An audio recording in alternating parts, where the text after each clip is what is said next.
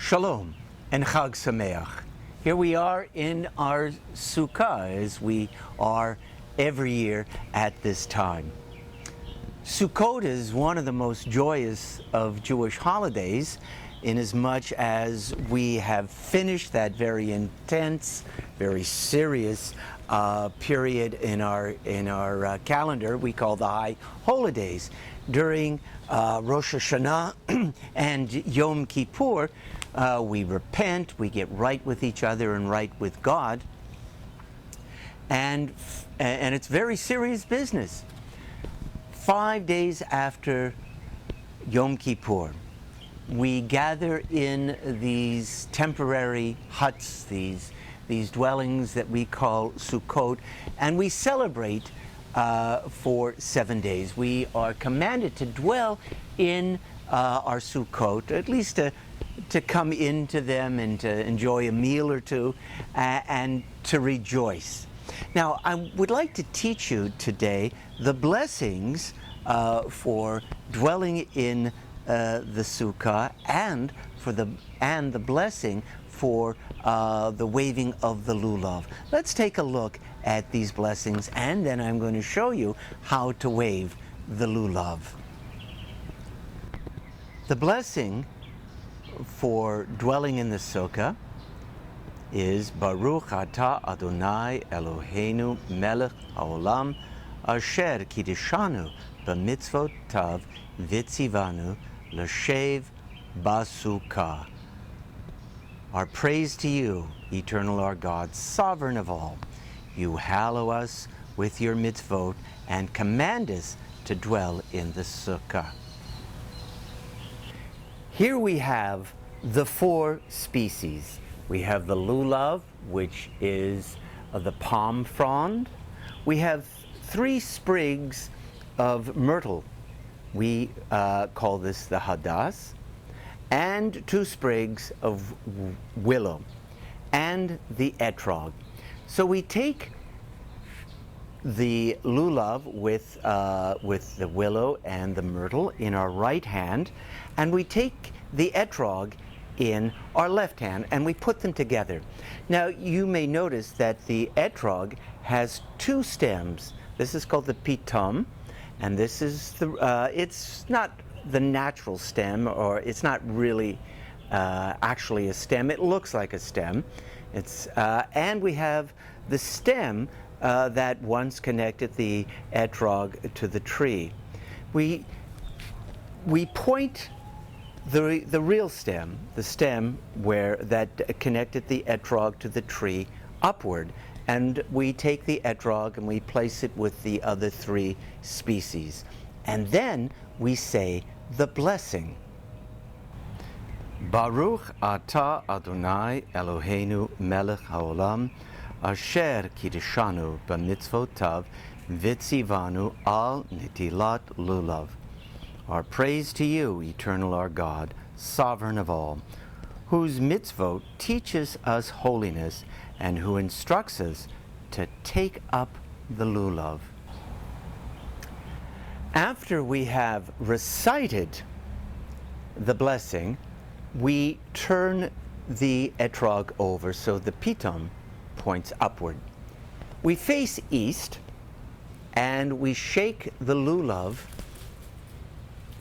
3 times in front of us, and then to the right 3 times, behind us 3 times, to our left 3 times, upward 3 times, and downward 3 times. This Shabbat is Chol HaMoeid Sukkot, and it's a special Shabbat on which we read from Ki Tisa, the parsha found in the book of Exodus.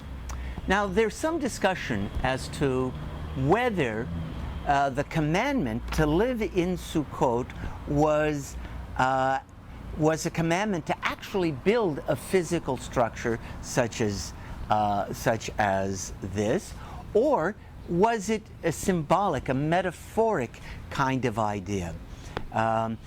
What is a sukkah? there is an interesting argument in the Talmud about this very point. And the argument took place between Rabbi Eliezer and Rabbi Akiva. Rabbi Eliezer said that our ancestors didn't actually create Sukkot like this, but the Sukkot, which protected them from the elements, those temporary structures, were actually divine clouds of God's glory. That our ancestors had to learn to accept God's providence, God's presence among them, without a physical, visible manifestation of that presence. That God was there, giving them enough rain so that the grass would grow for their flocks. God provided them with the manna that they needed to eat, and they were instructed, you may remember, to collect only enough manna only enough manna that they needed.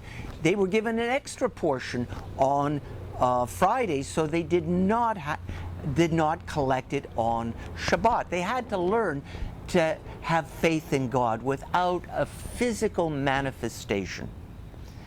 They had to, in a sense, march toward the unknown.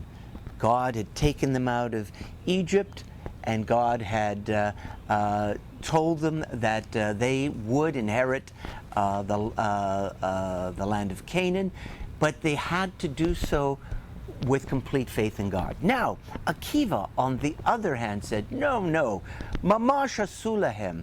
They indeed made these temporary structures. And these temporary structures taught them a similar lesson. There was, in Akiva's opinion, a nostalgia on the part of our ancestors who left Egypt, a nostalgia for the good old days, those quote unquote good old days back in Egypt when they were slaves. That our ancestors had been impressed by the great edifices, the huge buildings, those concrete stone buildings that the Egyptians had built. And they thought to themselves, well, that is real security. Akiva said, no, these temporary shelters are to get us away from that sense, that false sense of security that massive so-called permanent structures might give us. They are only an illusion of security. These temporary dwellings that allow us to feel the wind blowing through them, these temporary shelters that allow a little bit of the sun and the rain to penetrate, remind us that real security comes in the form of sacred relationships, relationships with our God, relationships with each other. And I would suggest to you that both Akiva and Eliezer are giving us real insight into the meaning of Sukkot. So I hope that you will read this week's Torah portion, that you will spend some time in a sukkah, either in your own home or at your synagogue.